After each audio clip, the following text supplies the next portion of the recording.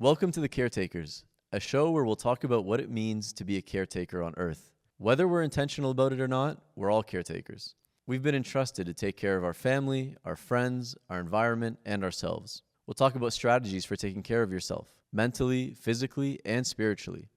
We'll talk about what it means to take care of others, from your neighbor across the street to the neighbor across the globe.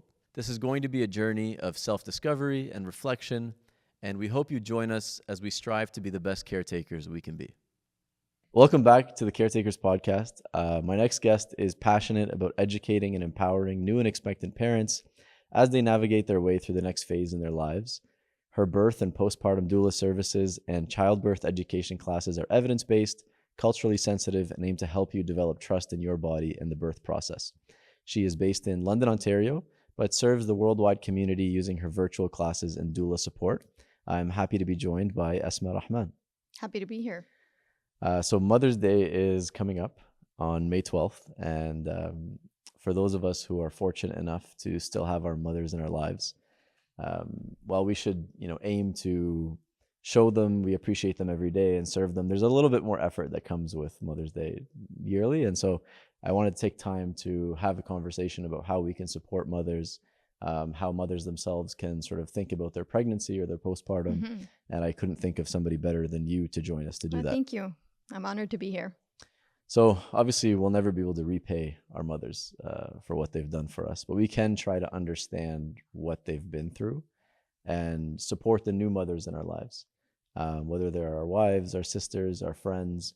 And so it just reminded me, as I was preparing for this, I was thinking of the ayah from Surah Luqman, where part of it says, حَمَلَتْهُ أُمُّهُ وَهْنًا عَلَى وَهْنٍ. And the description in English is, their mothers bore them through hardship upon hardship. And I was actually reading people's comments about that ayah, and I read a few blog posts and stuff. And some people might view that in a negative light, but then there were others that were viewing it in the sense of they felt seen. Mm-hmm. Because they felt like this ayah was directly speaking to them, and as they experienced the hardships of motherhood from pregnancy to postpartum, they felt recognized and seen in that way. And so I thought it was beautiful the way that people can interpret it in different ways, and sometimes just the perspective that we have about different things. And I think that's something that you sort of work on a lot. So I feel like the spiritual dimension is missing when it comes to talking about birth, talking about pregnancies and postpartum. And it is an important dimension to think about and recognize because it lays the foundation for the issues that we come across to be dealt with in a better manner. Mm-hmm. So absolutely, Allah subhanahu wa ta'ala knows us more than we know ourselves. And you're absolutely right in the sense that every verse can speak to you in a different way depending on the situation that you're going through in life, right? And mothers know that no one else is going to understand or recognize the type of hardship that they've gone through from the moment of conception to the moment of actually throughout the child's life, right? Mm-hmm. There's different ways of hardship, that there are different ways that hardship comes to them. And I know that when it comes to the negative part of the perception of the verse, we are usually referring to the birth experience, where it's contraction over contraction. It gets worse and worse over time. But I think that this ayah is referring to motherhood in general. Mm-hmm. Yeah. So let's talk a little bit about what you do. So you're a doula. What does that mean? A doula is an emotional support person and physical support person, someone who's there with the knowledge that a woman who's going through labor and birth would need, a woman who's going through pregnancy would need in order to navigate their pregnancies and births and postpartums in an easier manner. So we're there as sort of a guide throughout this whole process. We're usually very in touch with the community resources that are around. We're really well versed in birth and all types of births. So any questions, concerns that the family might have, the couple might have, we would be one of the first people that they would come to for help. And how does that differ from what a midwife does? Mm-hmm. A midwife is a clinical support person. Whereas a doula does, what I like to say is that we kind of fill in the gaps. Okay. So there is a doctor, there's a midwife, and they're primarily responsible to take care of their clients from a medical point of view. Mm-hmm. we do everything else. Right. So usually midwives and doulas make a really good team. Midwife doulas and the woman's partner or their husbands would actually be the perfect combination of support for the woman going through labor. Right. And, you know, you're a mom yourself of Alhamdulillah. 4, mashallah. And I wanted to ask you, and maybe this might be personal, so feel free to. Totally but fine. do you remember when you first found out you were pregnant? I do. It's been, subhanAllah, 9 years since I gave birth to my son. And I remember the moment like it was yesterday, even today. Okay. There was this feeling of immense joy. There's an inexplainable feeling of excitement, but there's also anxiety and fear Right. in that same moment. It's like such a jumble of emotions when you find out you're pregnant, right? And subhanAllah, the joy is, of course, from Allah subhanahu wa ta'ala answering your prayers, your du'as, and the excitement for new milestones to come. And then there's the fear of, what if I'm not good enough? Am I going to be a good mother to this child? Fear of labor and birth in general. Like this is something that is brand new for most people. This would be the first time that they're even experiencing anybody going through labor and birth. Right? Right. We don't necessarily live in cultures where we see birth happening in front of our eyes, and so it becomes scary because we don't know it. So there are those emotions that I was definitely dealing with as well. But yeah, overall it was just. And so when you think about those mixed emotions and sort of navigating that unknown, how do you think that your own experiences help you guide other people? I try to not bring my experiences to the table, Okay. to be honest. I try to be as objective as possible because every person who's going through birth and pregnancy, like this includes the husbands as well, is going to have their own way of looking at things. They're Right. going to go through their own journeys, right? Even a mom who's giving birth multiple times will experience a pregnancy differently every time. So I try to kind of see what my clients need and then address them from their point of view. Right. And what are the things that they typically need? Like what are the things you're addressing first? Oh man. It really, again, depends on the clients, but they'd ask me questions about, generally we get questions about birth, like what labor positions to be in, Right. how can I prepare for the birth experience, etc. So again, we kind of take a look at each individual person's journey as a standalone, and then help guide them to the best of our abilities so that they get what their goals are. Right. They meet their goals. And so for somebody maybe that's listening to this that recently found out they're pregnant or that their partner is pregnant, you know, what kind of things can they do to start laying a good foundation for the rest of their pregnancy? Yeah, that's a great question. And I think as a society, we really, I am super generalizing here because, like I said, every birth is different, every pregnancy is different, and people come at things from their own perspective, and they bring their own biases to things as well. But generally speaking, we do, when we're thinking of pregnancies and births, the only images we have in mind is what we see in the media. Right. So that's what they're prepping for. They're thinking, okay, birth is going to be this dramatic, quick thing, and like my water's going to break, and then I'm going to be rushed to the hospital. It's going to be chaos everywhere, and then ta-da, there's a baby. Yeah. That's generally not how things go. So I do help them kind of approach birth in a more realistic manner. Let them know about all of the different options that they have. Majority of people end up giving birth in a technocratic medical model. So hospitals, essentially, as they stand today.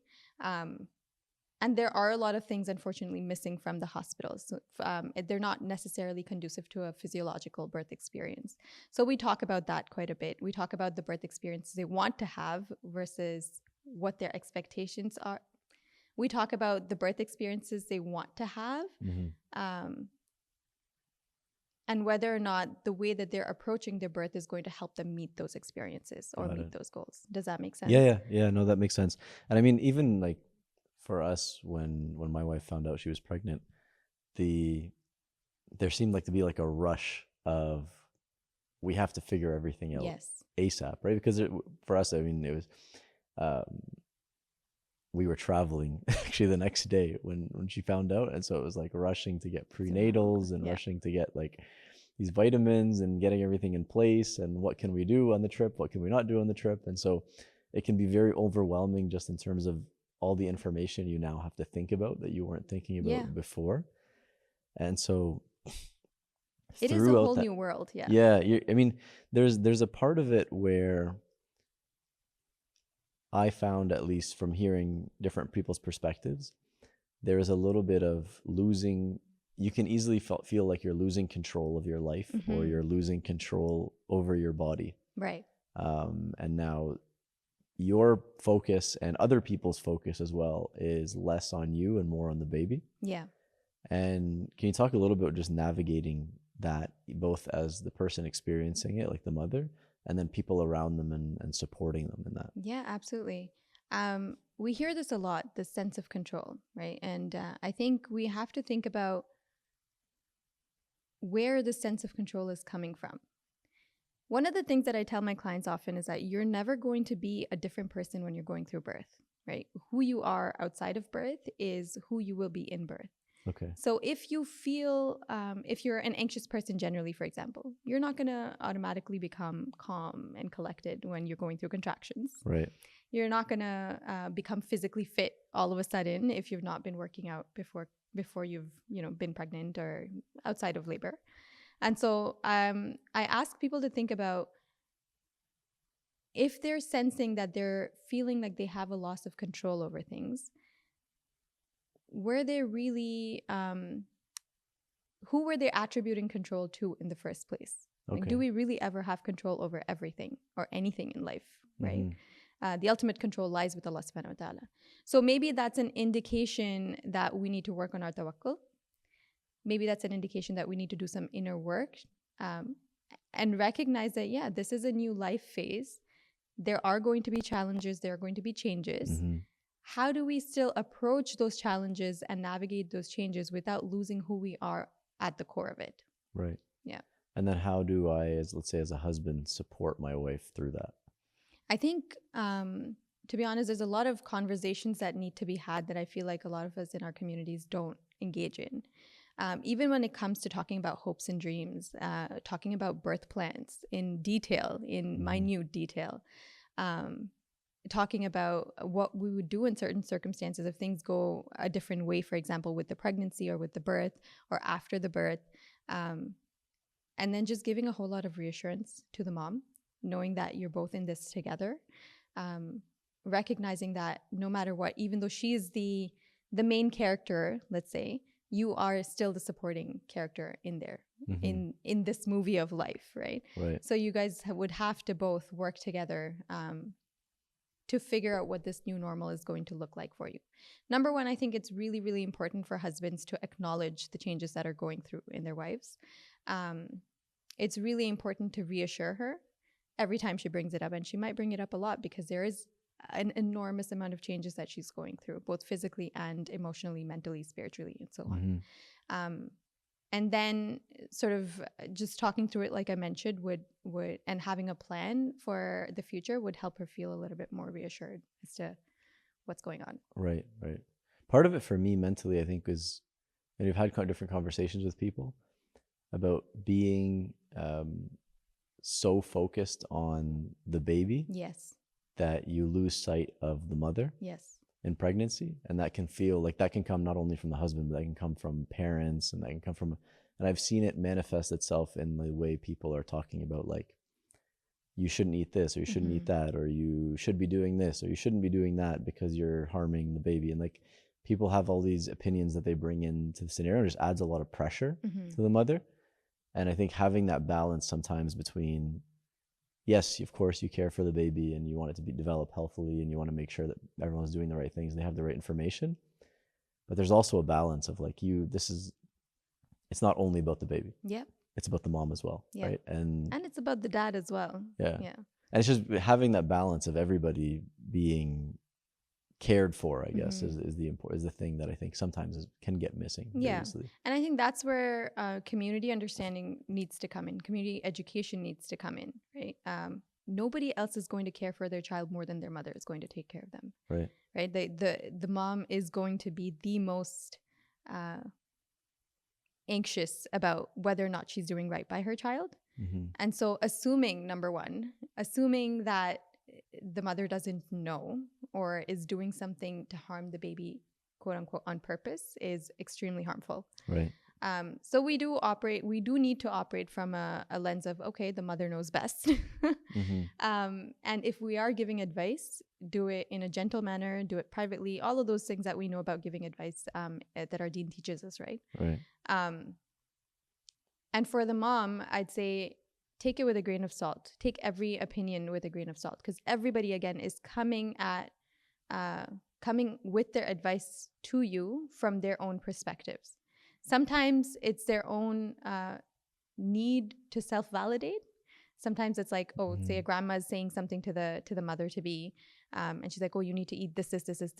Or, back in my day, this never happened. You all are just a bunch of lazy bums who don't want to move around, etc. Or the opposite. There's in some cultures, there's a need to pamper the mom so much. I mean, it's great to pamper the mom for sure, but to the extent where she's not allowed to move around too much. She's supposed to be resting constantly. But subhanAllah, it's from the perspective of taking care of the baby as opposed to taking care of the mom, which can get problematic. And we won't go into that too much. Mm-hmm. But my point is that every single person who's coming to you with advice is going to come at you, hopefully, from a place of good. So recognize and acknowledge that, it's probably not meant to be harmful, but it can be taken that way very easily. Right. Just have that degree of separation a little bit, and then do what feels best for you. Do what feels right for you. Use these moments as an opportunity to figure out how you're going to be making decisions. Are the people who are giving you advice people that you would take advice from? If not, then just, it's, white noise. That's okay. Do what feels right for you at the end of the day. Right. One of the things that I think is a totally different dynamic than probably existed 10 or 15 years ago is so much information being available online in short formats. Like, I mean, you have content online that you do to help mothers and that kind of thing. And there's like the TikTok and Instagram. And how much advice do you think, I don't know if advice is the right word, but how much information should people be taking online versus speaking to somebody in person and sort of getting their questions answered? That's a great question. I think social media is great in some aspects and it's very, very harmful in other aspects. It doesn't give you the nuances. Right. It doesn't look at your personal situation and tell you this is what you need to do or this is what you need to understand about your situation and proceed this way, right? It'll give you tidbits of information here and there. And unfortunately, we take those tidbits of information and create whole stories out of them, and that can become really problematic really fast. So I would recommend, if you are engaging in social media, to use those inputs as starting points. Like, okay, well, that seems like an interesting topic. Let me see if there's a book about it that I can read. Let me see if there are other resources that I can access in my community. Maybe there's a doula, somebody like me, who can talk to them about whatever topic that they've engaged in and cater it to what they're going through personally. Right. And even I mean, I find that this is actually something that is less on social media and can sometimes be more in person and can stem from other issues that exist already. But a certain pressure to look a certain way while you're pregnant. Can you talk a little bit about that and how that impacts mothers in their pregnancy? So again, we talked a little bit about how media plays tricks on us, right? And our understanding of what is good or what is to be expected from a situation often comes from what we devour in the media. Beauty standards are just such a joke, subhanAllah. If we go back into the 20s, or even if we look at art back then, the standard of beauty was so different than what it is now. And we know that it's constantly changing. Even from 10 years ago to now, there's something new that if somebody comes up with, and then, it's like the new thing that you need to aspire to look like. Right. I think figuring out how we can disengage from that would be really, really helpful. everybody is going to experience pregnancy differently. We've already established that. Their bodies are also going to be experiencing pregnancies differently. So some ladies may not necessarily gain as much weight. Some ladies might gain a lot of weight. On average, women gain about 25 to 35 pounds in a pregnancy. And subhanAllah, if we are focusing so much on the external and not focusing in on the miracles that are happening within the body, like every single cell that is working towards bringing this new life into this earth, if we're not able to focus on that, then what's the point? So yeah, I would say that the change in perspective is going to be really, really important for us to not fall down that rabbit hole of needing to look good. Right. Let's talk about. The good is subjective as well, right? Right. Yeah, of course. I want to talk about birth. And so we talked about, the pregnancy itself having so many mixed emotions, and there's like fear and panic and excitement. The birth itself, I feel like for some people it can be movie-like in the sense of like things happen very suddenly and you're rushing to the hospital. And for others, it's actually kind of like a slow, methodical process where you feel like you're waiting for a very long time. And so what do you think is the right mindset, if there is one, going into birth, sort of in the last few weeks of pregnancy where you're getting ready to give birth? Is there a mindset that you should aim for? The mindset that you should aim for would be that of openness, of acceptance, of feeling like you are ready. You need to feel like you are ready. Right. That's the best way I can put it, to be honest. And that can look different for different people as well. Right. And the reason why it's difficult to talk about this in such a general manner is because it's so nuanced. It's so individual to everybody, right?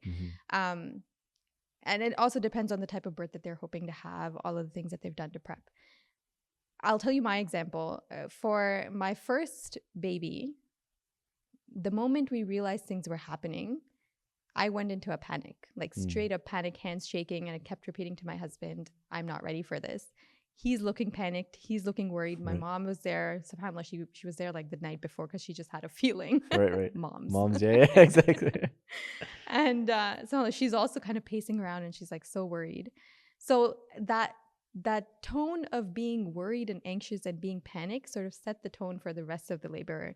That set the tone for the birth. That set the tone for the postpartum. Everything was kind of underlined by this panic. And then, subhanAllah, the second time around, I was a whole lot more prepared. The big difference between the two, I was a whole lot more assured. I was able to speak the way I needed to speak with the care providers. I was able to hold my ground when I felt like things were being pushed on me at the hospital. And subhanAllah, the big difference was education. In my first birth experience, I spent my entire pregnancy preparing for the baby. Not necessarily preparing my mind, not preparing my body. We were preparing more for the nursery, what items to buy. We're really digging into what is the right car seat that we need to install. What are the safety measures we need to look for? How do we baby-proof our house? All of that stuff, right? Which is valid, but that's not the only thing that we need to be thinking about. Right. So I think the big difference was the education piece. I ended up hiring a doula as well, and the doula was just so fantastic in terms of supporting me throughout the pregnancy, throughout the birth experience as well. So I would say if someone is educated enough about the experience, about the labor that they might be they're approaching, about what to expect, then they're going to feel a whole lot more calmer. If they know that the team that they have is supportive and respectful, and they are going to feel heard, and they're going to feel valued, and they're going to feel safe ultimately, that's going to help them feel a lot more calmer. At the end of the day, that feeling of safety is what is going to drive the birth hormones to work the way they need to work in order to have a smoother birth experience. Right. And I feel like there's a logistical aspect as well of like getting bags packed and getting stuff ready in advance so that you're not rushing or you're not at the last second thinking, oh, we didn't do this or we didn't get that done. I tell my clients they need to have their bags prepared by 36 weeks. After that, it's fair game, right? Yeah. No, 100. That's sort of what my wife did, and it was so easy to be able to just grab a bag and we're on the way to the hospital. And if she hadn't done that, then I don't think that we would have. And then that's something where I look back at it. I think as a husband, I should have probably been more involved in that In in the packing of the advance, bag. Yep. and like getting stuff ready and just knowing where everything is, Yeah. and sort of taking away, like, the mom's got so much going on. The more you can do as a husband or as like a friend or whatever to help take care of the logistical stuff, Yeah.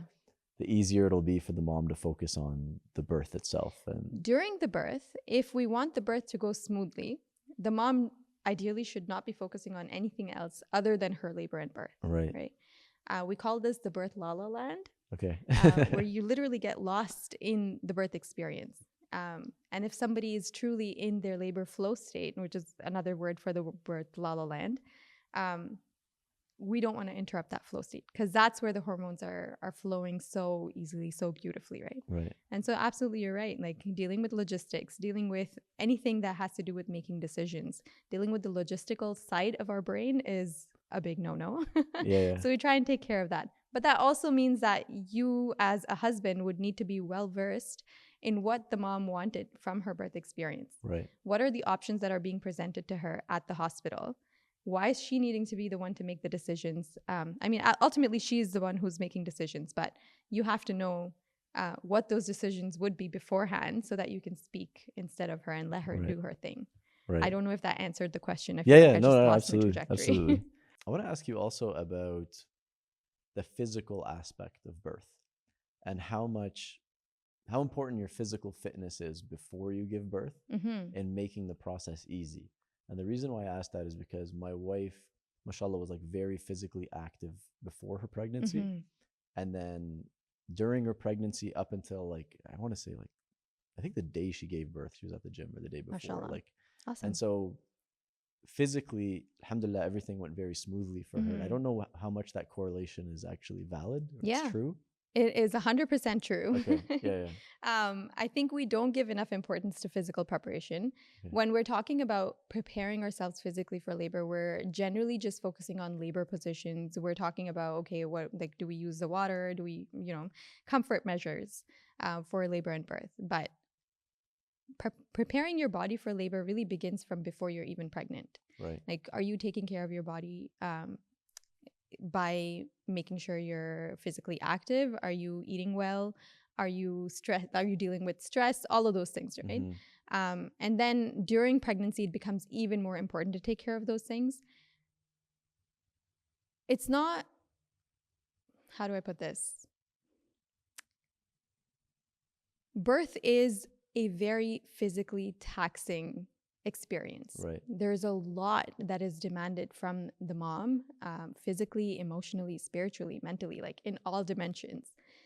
But when we're talking specifically about physical preparation here, if our muscles don't have the room to move, if they're not used to moving a certain way, and our body is now demanding that the muscles move a certain way in order to bring the baby down and out, then that's just not going to happen, or it's going to be very difficult for it to happen, and it can lead to a lot of injuries in the postpartum period that they have to deal with. So definitely working out during pregnancy. If you haven't been working out, definitely try to start during pregnancy.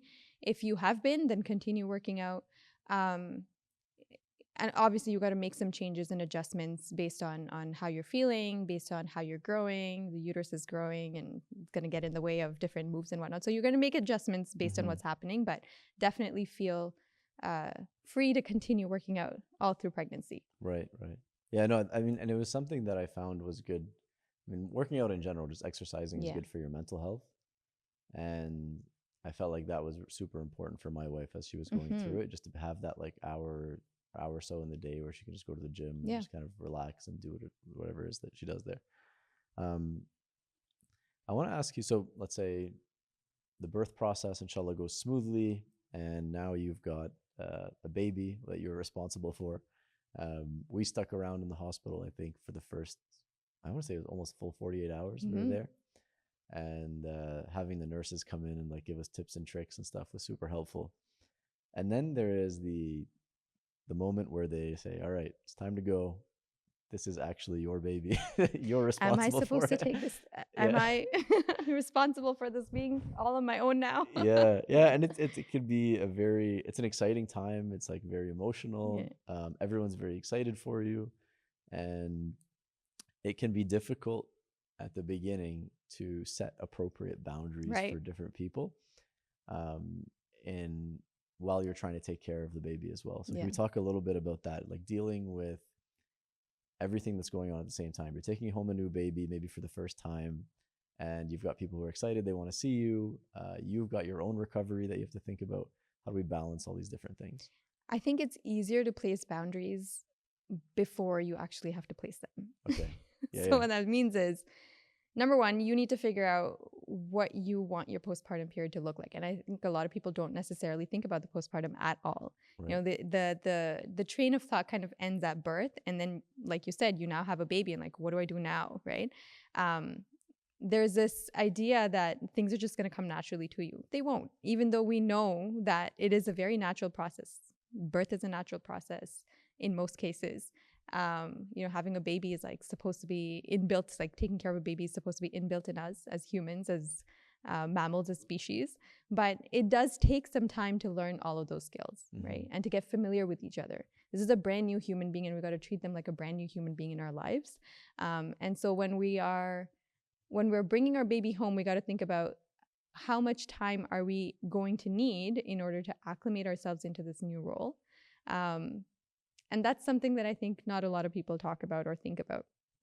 You may not know the exact timeline, but what we do know from learning and from educating ourselves is that the first month is extremely volatile. The first couple of weeks can be intense. Yeah. I'm sure you've been through it. You know, the first 2 weeks of going through. It's like going through the washing machine. Yes. Like that's the way I describe it. You're just like spinning. Spinning with no sleep, just exhausted beyond belief. Yeah. So it can be really, really, really challenging. And we know that. So are we really going to be able to deal with people who are there for not helpful purposes? Right.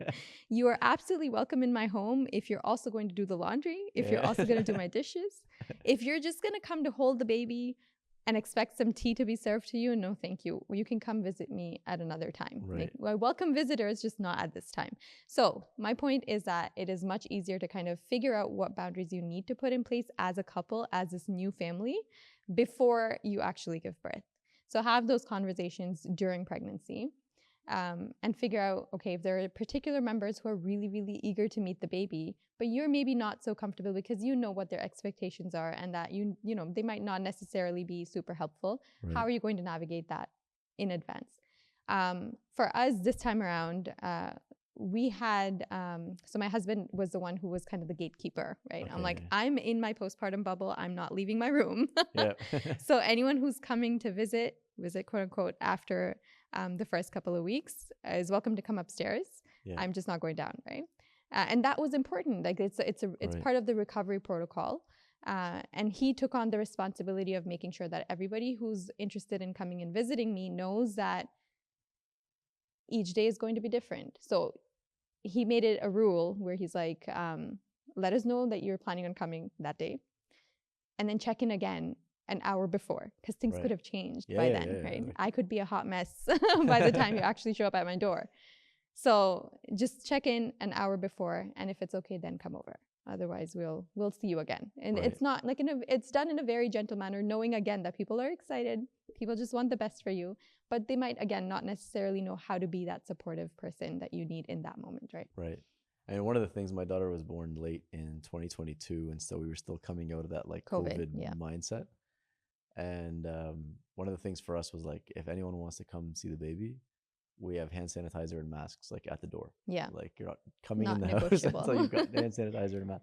And it was frustrating because it was like, why do we have to think about this Yeah. right now? And why do we have to set all these boundaries? Yeah. It'd be so much easier if people could just take a step back and sort of think like, this is really it's not about you. It's not about you. Right. It's really not about you. And just have that mentality of like, I will come and visit at a time that is best for you, not best for me. Mm-hmm. I will do whatever it is that makes you comfortable. Exactly. And if we all just adopted that mindset, then the Yeah. pressure that's on parents to have Yeah. to. So, and I do think that healthy families start, I mean, healthy communities start from healthy families, right? Right.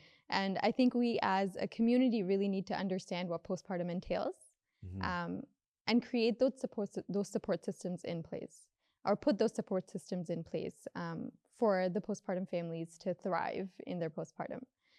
It can be a very, like I said, it's a very volatile time period. There's so much going on, and it can become dark very quickly for the mom. Right. So this is kind of talking about the mental health aspect of things. Yeah, I really want to get into that Yeah. aspect as well, like the emotional, the mental aspect of postpartum. The spiritual as well, I'd say. Yeah, Again, okay. like, you know, a lot of postpartum moms, especially if you're giving birth in and around Ramadan, it is so hard to not feel left out, to not feel like you're wasting Ramadan. And so I think from a holistic perspective, as a community, we really need to figure out how we can support our moms better. Right. And, you know, when we're talking about postpartum, could you talk a little bit about what moms are going through so that people understand what that actually means when you're going through postpartum? So I want to also define what postpartum means. Yes. Okay. Yeah, Postpartum as a word just means after birth.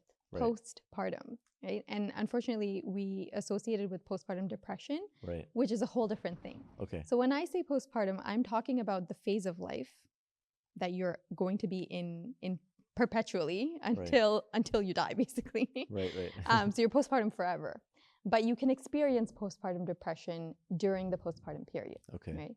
A lot of moms actually go through prenatal depression as well, and that's something that's not so well known. I'm glad that we're talking about postpartum mental health now. I'm glad that we're talking about perinatal mental health in general. But it is important to know the difference between postpartum and postpartum depression. 1 in 10 women is a statistic right now. And we know that it is severely underreported. A lot of moms don't know that they're going through postpartum depression. I definitely didn't know the first time around. Again, because of how the birth went, because of how I experienced postpartum, I definitely fell into postpartum depression the first time around, and I had no idea what was happening. Right. And it was this vicious cycle of blaming myself for not feeling good enough, and also needing to take care of a baby at the same time. So you're not necessarily able to kind of fully take care of yourself in the moment either. And then once I had more knowledge about what I was going through the second time around, I was able to better prepare for it. My husband was better able to prepare for it. He knew how to support me a little bit more better in the subsequent pregnancies and births, right? Do you have a specific question? Because this can be a topic that's super broad. Yeah, no, fair enough. My question, well, let's start with, you were talking about how you weren't sure that you had postpartum depression, or you weren't sure. So how could somebody identify that, yes, this is what I'm experiencing? Because I think the identification of it in the first place is what's going to help you then seek out help. Yeah. It is difficult for the person going through it to identify it first. Okay. So it's a lot easier for the care support person, so support people around the mom, to recognize that she's not really like herself anymore. And subhanAllah, that can be attributed to the fact that she's just given birth and she's going through a whole lot of hormonal changes, and you know, there's a new life in her life, and she has to take care of all of that while not sleeping. So some mood changes can be because of that. But if those mood changes are lasting beyond the first couple of weeks, then we got to start looking into it a little bit deeper. So perinatal mental health, generally, we look at symptoms beyond 2 weeks. I'm not a perinatal mental health expert, but I am an advocate. And I talk about this a lot because it's so, so important, subhanAllah, for the overall well-being. And if the mom is okay, then the baby's okay and the family's okay, right? Low mood is definitely one of the symptoms to look out for. Not being interested in things that they were generally interested in, lethargy, not necessarily connecting with the baby, not necessarily wanting to do anything else, just no appetite or too much appetite. So really, again, like, you got to know the person and see whether or not they're behaving like themselves. And if there is a sense that they might not be doing too well, then there's no harm in getting, assessed and checked out and getting the support that they need. So there's a big difference between postpartum blues and postpartum depression, and they have similar symptoms.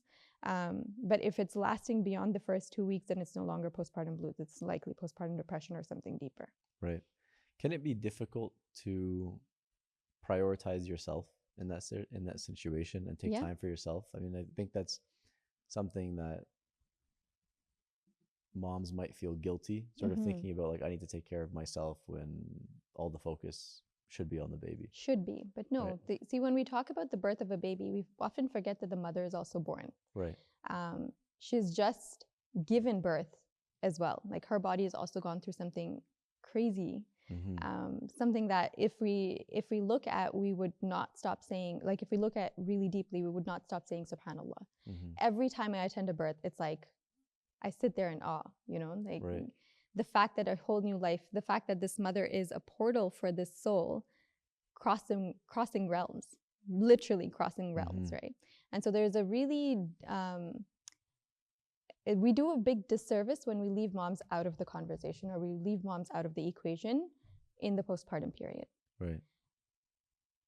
I forgot your question. Yeah, it was just about prioritizing yourself and sort of right. overcoming the guilt that's needed to, and it could be as simple as overcoming the guilt of wanting to get back to your normal routine and sort of going back to the gym or doing something that you like doing once a week or whatever. So I think we have to recognize and acknowledge that there is going to be a new normal. There's no going back, right? We're not going to be able to go back to our own selves. That self was there for a reason. It has propelled us forward into this new phase of our life. And we don't want to bring that old self in with us. I mean, we want to grow from that old self into this new role and become a new self moving forward. Right. Right? So Does that make sense? Just setting the expectations of things are going to change. Yeah. You can take aspects of the things that you liked and try to implement them. But if you're expecting that everything is going to go back to exactly as normal, you're setting yourself up for failure. Right. Exactly. You're setting yourself up for feeling like you're never good enough, or, you know, there's this idea of bouncing back. There's a culture of bouncing back as well, like physically speaking also, where moms in the postpartum period are so worried about looking a certain way or looking like they were before they had a baby. There's a time and place for those things, to be honest, but I don't think the postpartum period is that time. Again, your body has just gone through something miraculous. It's changed on a cellular level. You don't want it to go back. So it can be difficult to give ourselves time. It can be difficult to come out of that feeling of guilt, but we have to recognize that we can only give from, like, it's so cliche, you can't pour from an empty cup, right? But it's very, very, very true. So taking care of yourself first and foremost with the intention of being able to take care of your child can be really helpful in that case. Right. And I think part of that is making sure that the people around you are giving you that space 100%. for yourself. Yes. Sometimes it could be the case where everything related to the baby is falling on the shoulders of the mother, and there's only so many hours in the day. Yeah. Right. And there's exhaustion that comes with that. And so filling in those gaps as a husband or as a friend or as a mom or whatever it is, you're giving back some of that time and some of that energy for the mom to be able to sort of recharge her battery and do whatever she's to do. Absolutely. And I want to mention, we live in a time and age where we're moving towards a more individualistic society, right? We don't have the same support systems that maybe our grandparents had, maybe our parents had. The family structure even doesn't really look like that anymore. And so with this new world that we're in, the roles have to kind of shift as well a little bit. If I can define the role of a husband in the parturition journey, which is the birth, postpartum, and pregnancy journey, it would be that of the primary caregiver. Right? They would have to kind of take on that role because that safety net doesn't exist in most cases anymore. And so you mean the primary caregiver for the mother? For the mother, okay. Yes. So yes, the mother might be taking care of the baby, but then how are you taking care of the mother? And that might include taking care of the baby as well, right? Ensuring that she definitely does have time and space to do whatever it is that fills her cup. I was talking to my husband about what he thinks husbands should be doing. Alhamdulillah, like he's fantastic at this. He's a doula dad. Okay. In fact, the students that go through my childbirth education class, the men in the class have a group with him. Oh, So okay. Yeah. they get to talk about whatever It's it is something they get that's to talk about. important, honestly. Yeah. It's because like the dads are going through something for the first time as well, and they could be lacking in their support, not from a malicious perspective, but just not knowing what to do. Yeah. And so having somebody be that guide, Yeah. the same way that there's a guide for the moms, the way there's a guide for the dads. It's needed. It is so And- needed, especially in today's day and age, I feel. Because we don't have that village, so to speak, we have to create our own village. Right. And sometimes the culture plays an aspect into it too. Yes. Like sometimes we come from cultures where you didn't see your dad doing these kind of things, or you didn't see your uncles doing these kind of things. And so it feels odd to do it. Yeah. Like diaper changes, for example. There was this couple that I was working with who mentioned that the grandfather saw the dad changing their kid's diaper. And he, from a very boastful perspective, was like, I've never had to change my son's diaper ever, you know? Yeah. And it's like, but why is that glorified? Why is that like, there's nothing wrong with changing your child's diaper. There's nothing wrong with bathing them. It's just, you know, it's your child as well. So like definitely shifting perspective a little bit, letting go of some of the archaic cultural expectations from what a father is supposed to quote unquote do, and really figure out what that dynamic is between the husband and wife, right? Like what works for them. Does the mom need that support, or is she somebody who's mashallah able to do it all? Doing it all is a myth, by the way. I don't endorse that at all. But just saying, like if that works for you, great. But from a general perspective, dads do have to step up a little bit more. Right. And it's separating sometimes the culture from Islam. Like there's nothing Islamically, like we sometimes conflate the two, but oftentimes it's actually at odds with one another. And the actual, if you go back to the actual Islamic teachings, there's things that our culture is pushing us to do that is actually completely contrary to what the Islamic teachings are. Okay, so I feel like we've had a pretty good conversation about sort of pregnancy, birth, postpartum. Is there anything that we've missed that we haven't really talked about that you think is important, or you're seeing more of these days that people might be interested in hearing about? I think judgment is something that I would like to talk about. Yeah. There's so much judgment that, like from the moment somebody announces they're pregnant, I think you touched on it a little bit with the advice, but you know, if they choose to, for instance, have a home birth, there's 1,000 opinions coming at them. If someone chooses to have a hospital birth but decides not to take an epidural, for example, there's judgments there. So I think we do need to understand as a collective, as a community, that everyone would work towards what is best for them. Like they would make decisions based on what is best for them. I don't think there's anybody in this world who's going to, especially when it comes to something as big as birth, who's going to go at it nonchalantly, especially if it's going against the norm, right? So we just want to be mindful of not falling into the trap of judging others and thinking that they don't know what they're doing. Right. And sometimes, you know, you have to stop yourself and think, am I actually giving advice? Or am I sort of judging, flexing my knowledge, or flexing, you know what I mean? Like there's an aspect of holier than thou. There, It comes from, I mean, part of it might be the fact that in a way everybody has gone through it, and so they feel like they know exactly what needs to happen. And so part of it is almost like if it was something that only like a select few people, then people might hold back and be like, I don't know what I'm talking about. But because they've been through it, but what they don't realize is that you went through it in your circumstances, in your age, in your, like everything is totally different.